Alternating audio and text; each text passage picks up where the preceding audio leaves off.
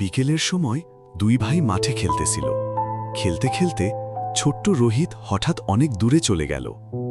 তারপর একসময় তার ভাই পিছনে তাকাইয়া দেখে রোহিত আর পাশে নাই। তখন সে ভয় পাইয়া পুরো মাঠে দৌড়াইয়া খুঁজতে লাগল, রোহিত, রোহিত। কিন্তু কোথাও কোনো শব্দ নাই, শুধু বাতাসের শব্দ আর ঝোপের পাতা নড়তেছিল। তার ভাইয়ের বুক তখন জোরে জোরে কাঁপতেছিল, কারণ এত বড় মাঠের মধ্যে ছোট্ট একটা পোলা হঠাৎ কই গেল। তারপর হঠাৎ ঝোপের ভিতর কিছু একটা দেখা গেল। সে ধীরে ধীরে কাছে যাইতে লাগল, আর কাছে গিয়ে যা দেখল সেটা দেখে তার শরীর কাঁপতে শুরু করল। ছোট্ট রোহিত ঝোপের ভিতর মাটির ওপর চুপচাপ পড়েছিল, চোখ বন্ধ, একদম নড়তেছিল না। তারপর তার ভাই কাঁপা গলায় শুধু একটা কথা বলল, রোহিত, উঠ।